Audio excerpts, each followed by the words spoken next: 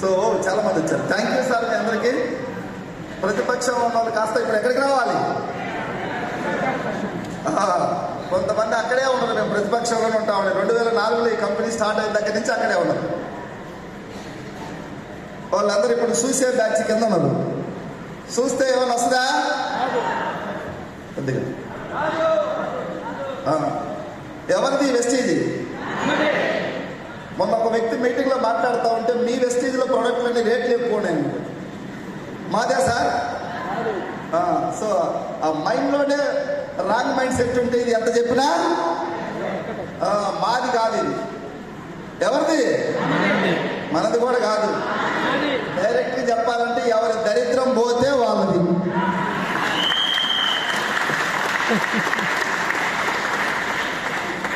So 2017లో నేను ఈ Vestige కంపెనీలోకి వచ్చాను.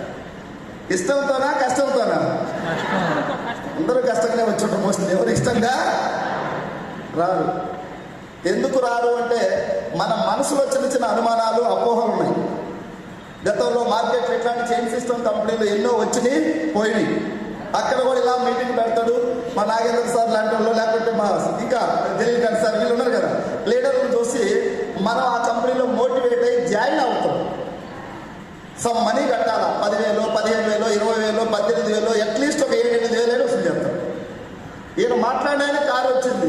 ఈ కొత్తగా వచ్చిన కూడా పాపం మనకు కారు వస్తుంది, అందులో జాయిన్ అవుతాం.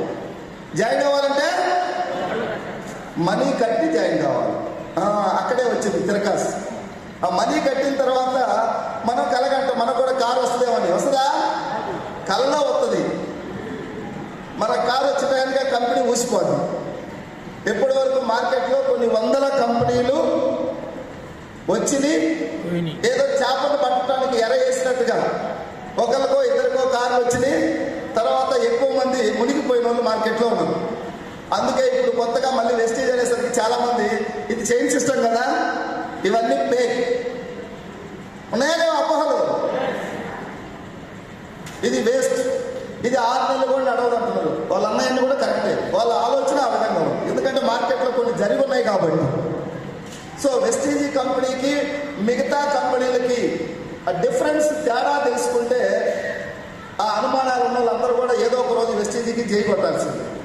నేను 2017లో ఈ కంపెనీలోకి వచ్చినప్పుడు నా ఫ్రెండ్ ఒక అతను వచ్చి జాయిన్ అవ్వు వెస్టీజ్ అని ఎంట పడుతున్నాడు.